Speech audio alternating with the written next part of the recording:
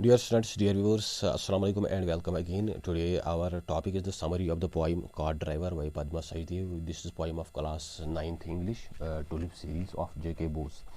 And its summary is like this. The poem is about the love a mother has for her children. जो poem है वो असल में है कि एक माँ अपने बच्चों से कितना प्यार करती है या उनके लिए वो कितनी भी बड़ी कुर्बानी देने से दरेग नहीं करती. It's a hair raising atmosphere that created fear and dread. जो यहाँ पे जो एटमॉस्फेयर जो पोइटस ने डाला है वो बड़ा सीरियस है, बड़ा एक एरी है, खामोशी है, रात है, बिल्कुल अंधेरा है और एक बिल्कुल खौफ व हिरास का समा है. It is a tussle between love the mother has for her own self and she has for her children. और जो यहाँ पे हैं वो एक माँ को कश्मकश है whether she is going to save herself, secure herself और हर चिल्ड्रन, कि एक माँ अपने बच्चों को बचाए या उनकी रक्षा करे या अपनी रक्षा करे, अपने आप को बचाए.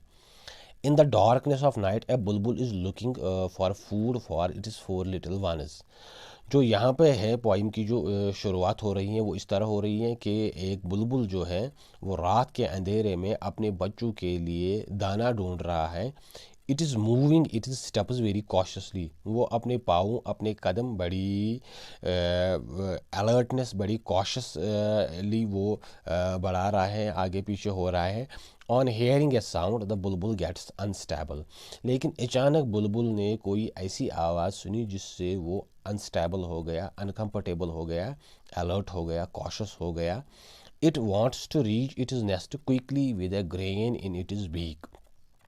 अब वो जल्दी से अपने जो इसका घोंसला है जल्दी से वहाँ पहुँचना चाहता है. With grain in it is beak, और उसकी जो बीक है, चोंच है, उसमें कोई दाना है. And he she wants to reach this his nest very quickly, very cautiously. जल्दी से वो वहाँ पहुँचना चाहता है. A bullock cart passes through the forest. Actually ये जो आवाज़ आ रही होती है इस जंगल से एक ब्लॉक कार्ट, एक बैलगाड़ी गुजर रही होती है. The Bulbul hides itself. जो ये बुलबुल है वो अपने आप को वो झाड़ियों में छुपाता है. The cart is moving but the driver is asleep. ये जो कॉट है, बैलगाड़ी है, ये आराम से गुजर रही है और इसका जो ड्राइवर है जो इनको चला रहा है, इन बैलों को, वो सो रहा है, उसको नींद आ गई है. The bird imagines that if the hookah overturns the forest will catch fire. ये जो बर्ड है, ये जो बुलबुल है, ये इमेजिन कर रहा है, इसको लग रहा है कि अगर ये बैलगाड़ी उलट गई और इस पे जो हुक्का है जो इस ड्राइवर का है वो भी उलट गया तो that will the forest will catch fire. ये जो जंगल है इसको फिर आग लग जाएगी. It will catch fire. The bulbul wants to fly to it is nest but it is not able to lift its legs out of fair. जो ये बुलबुल है वो जल्दी से चाह रहा है कि वो जल्दी से अपने घोंसले तक पहुंच सके, लेकिन उसकी टांगों में जैसे जान नहीं है, ताकत नहीं है. He she is not able to lift its legs. ये जो बुलबुल है ये अपनी टांगे नहीं उठा पा रहा है आउट ऑफ फेयर. इसको इतना ज़्यादा खौफ महसूस हो रहा है, इतना ज़्यादा वो डर रहा है. That is why she is not able to lift her legs. इसी वजह से वो अपनी जो टांगे हैं उनको उठा नहीं रहा है, कदम नहीं बढ़ा पा रहा है. सो डियर व्यूअर्स, ये थी इस पोइम की समरी है. एक मुख्तसर सी पोइम है, ज़्यादा कुछ सीरियस नहीं है, ज़्यादा इसका कोई वो एलॉबरेटेड डिटेल्ड मीनिंग नहीं है.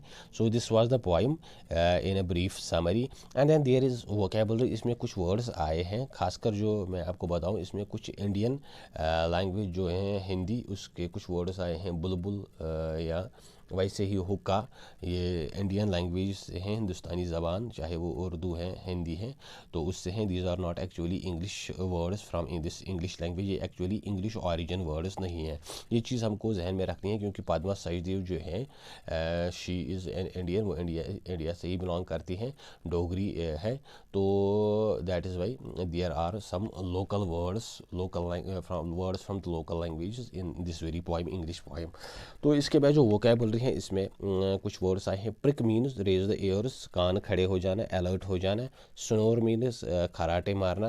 To breathe in a very noisy while you are sleeping, you are sleeping. Gossip, blow, puff या पैंट. जब आप सो रहे तो बड़ी ज़ोर से सांस लेना, चाहे उसको आप गॉसिप कहो, ब्लो कहो, पफ कहो या पैंट कहो. तो वैसे ही स्टम्बल जो है, stumble means fall, stagger, limp, lurch, hobble, lumber, shuffle, गिरना, ठोकर लगना, गिर जाना, तो ये सब इसी के मीनिंग्स है।